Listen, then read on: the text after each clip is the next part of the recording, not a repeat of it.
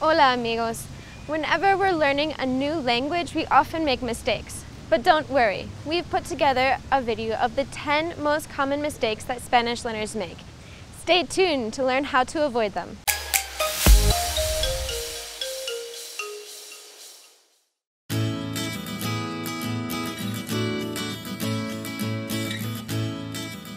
Welcome back, Spanish learners. My name is Leah, and today we're going to be reviewing some of the most common mistakes in Spanish.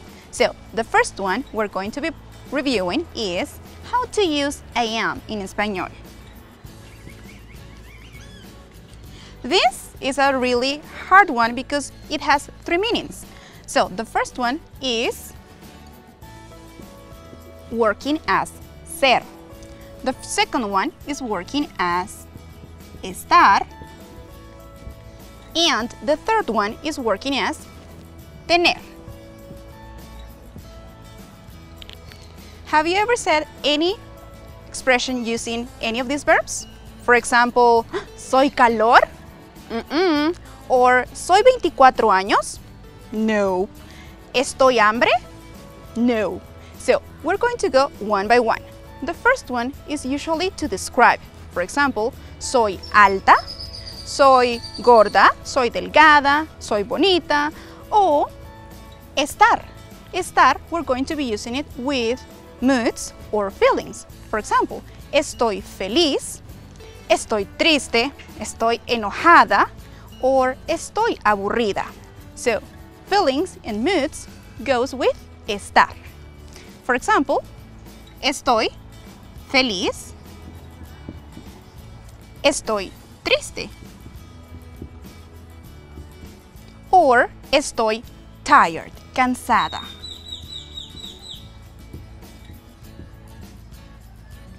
You get it? Let's say it. Estoy feliz, estoy triste, estoy cansada. This is I am, but in español, in Spanish, it's going to be working as estar. Now, let's go with tener. Tener, we know tener literally means to have. But in this, we're going to be working as I am again. For example, I am hungry. Tener hambre. I am thirsty. Tengo, again, the verb tener, sed. Tengo 18 años. I'm 18 years old. So, again, the verb tener is literally to have, but with any of these expressions, it's going to be working as I am. I am hungry, I am thirsty, or I am 18 years old. You get it? Can you think about any other expressions using ser, estar, or tener? If you want to continue learning about the differences between ser and estar, you can check the video at the end of the lesson. Our second mistake is to ask and to ask for. In Spanish would be preguntar y pedir. How many times have you said, yo pregunto por una ensalada? Or yo pido para un helado? Or in another case, yo pido por un helado? Because we know for literally means para or por. But in this case, it's joining the whole phrase. So in English, we have 2 forms, like 2 separate words, ask for, but in Spanish, it's going to be only one phrase, pedir. So the correct form for this one would be yo pido una ensalada. Yo pido una ensalada because you want to get a salad. You are not making a question. You want a salad. So, yo pido una ensalada. Second mistake. Yo pido para un helado. Again, for means para or por. But in this case, it's just going to be yo pido un helado. Yo pido un helado. So, preguntar is just making questions. Yo pregunto tú preguntas, nosotros preguntamos. But pedir is when you want to get something from someone else. For example, yo pido, tú pides, nosotros pedimos. So remember, yo pido when you want to get something from someone else. Yo pido una ensalada, yo pido un marcador, yo pido un borrador, or yo pido una clase de español. Third common mistake, to know. In Spanish would be saber and conocer. But when are you going to use it?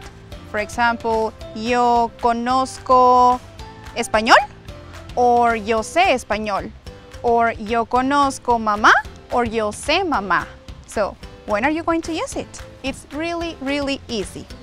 For example, saber is everything about knowledge. You know it's there, but you can see it. So, saber would be abilities, skills, and knowledge. Yo sé hablar español. Yo sé hablar español.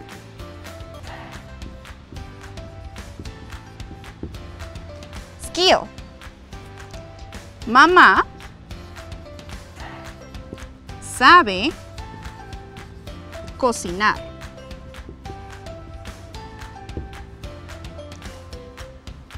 Ella no sabe cantar.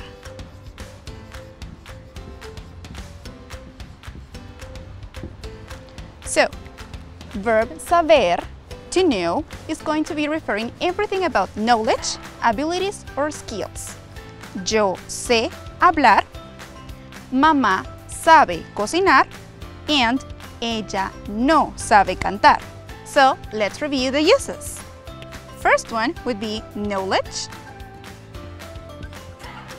abilities or skills, or when you know things by heart. Yo sé hablar español, mamá sabe cocinar, and ella no sabe cantar. Knowledge, skills, or things by heart. Now, let's move to conocer. When are you going to be using conocer? Conocer is with things you can see or touch, or things that you are familiar with. For example, places, or when you know people. So, here we're going to use people, or when you're familiar with places. When you have been visiting some of these places. For example, we can say, yo conozco.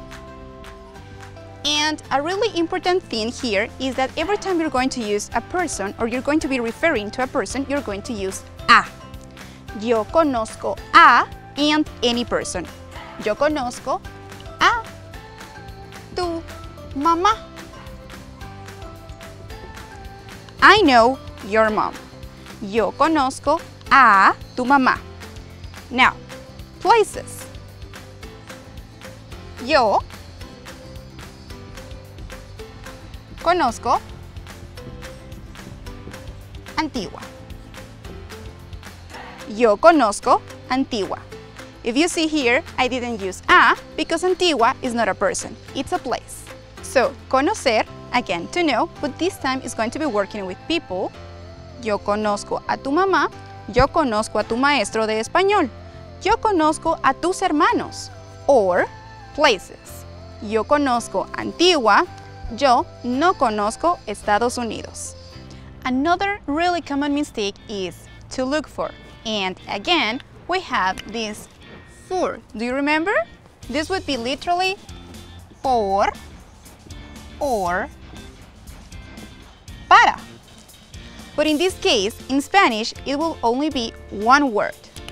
Buscar.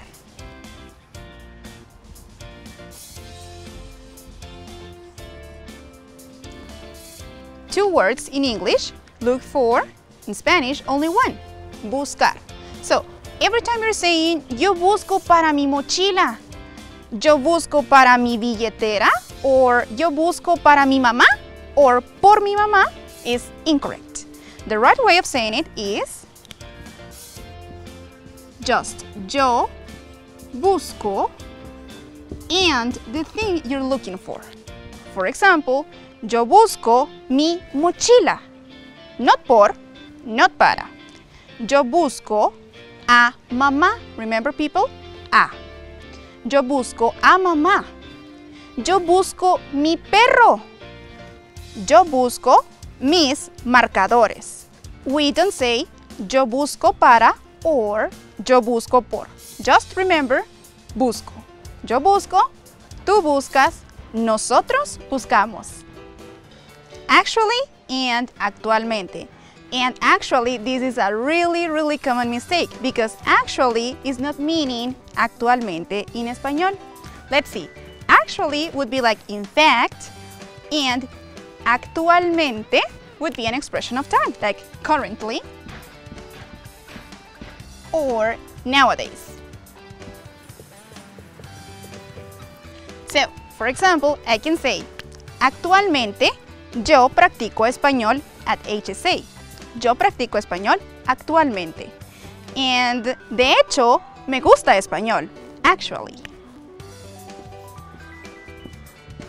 So every time that you're going to translate actually in Spanish, remember it's de hecho, because actualmente is currently or nowadays. So actually, you realize how to use actually and actualmente. Have you ever thought about the verb realizar and darse cuenta? Darse cuenta, in fact, is to realize, but not realizar. Realizar is going to be a synonym of the verb to do. So, do you remember the verb to do? Yes, it's the verb hacer. So, realizar is a synonym of the verb hacer, but darse cuenta is to realize. So, if you want to translate it, darse cuenta and hacer. Darse cuenta, por ejemplo, darse cuenta, yo me doy cuenta que español es divertido. And hacer or realizar. Yo realizo un proyecto de español.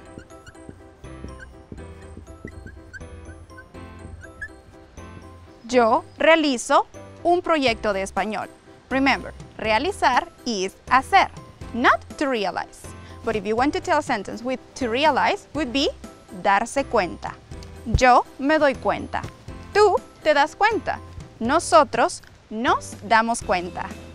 When you're translating, another common mistake you might have is to support. If you want to translate it as soportar, nope, you're wrong. Because to support is going to be apoyar. Apoyar in Spanish. But soportar in English would be to put up with, and would also work as can't stand. So, for example, I can say, yo no soporto el clima caluroso. I can't stand hot weather. But here, yo apoyo a mi hermano. I support my brother. You understand the difference? To support, apoyar. Never soportar, because soportar is going to be can't stand or to put up with. Now, create your own sentences. Do you like to listen to music or do you like to hear music? Yes, it's exactly the same in Spanish. Escuchar is going to be working as to listen. And oír is going to be working as to hear. So, let's repeat. Escuchar, oír. Let's create some examples. Escuchar is going to be like when you're paying attention to a thing. For example, yo escucho música. Or you can also say, yo escucho a mamá. Because you are really paying attention to her. So, yo escucho a mamá. Now, if you just hear something like, oh, did you hear that noise? Would be oír. Por ejemplo, yo oigo un ruido. Yo oigo un ruido. Or, yo oigo a los pájaros. Because that was just like a sound and you were not paying attention to this. So, let's repeat. Yo escucho música. Yo escucho a mamá. You are deeply paying attention. But here, yo oigo un ruido. Yo oigo a los pájaros. So, escuchar would be to listen and oír would be to hear. Create your own sentences again. Oh, oops, I'm so embarrassed. Oh, so how would you translate that? Would you say embarazada? Nope. The right one for embarrassed would be avergonzado. Embarazada is completely different. It's to be pregnant. So if you're embarrassed, you're not going to say, ooh, I'm very pregnant. No, so let's write it. Avergonzado. Avergonzado for a boy or avergonzada for a girl. When was the last time you were avergonzado? Not pregnant, avergonzado. But now, is there anyone in your family embarazada?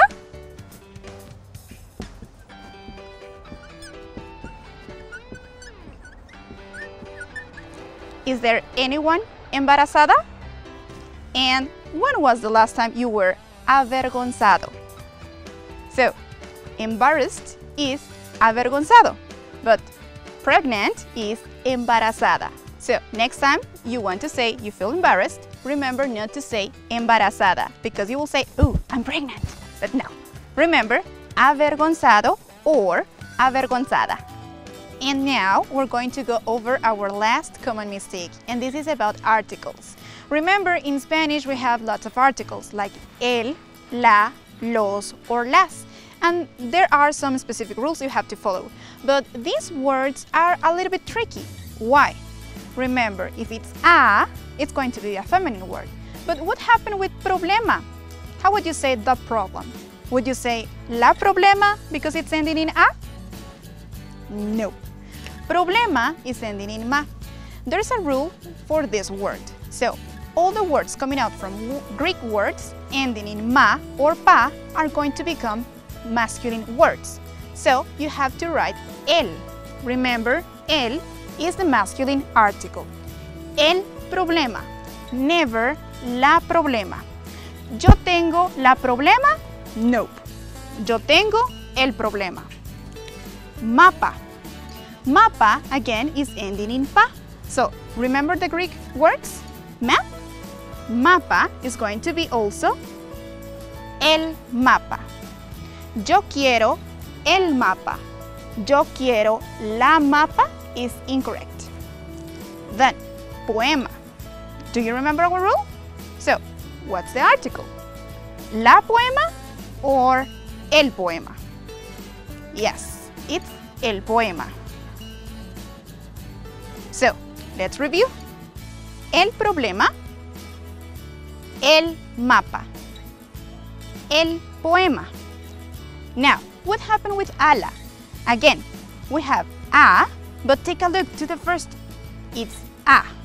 So, to avoid that a sound, we're going to write a masculine article. So, it would be el ala.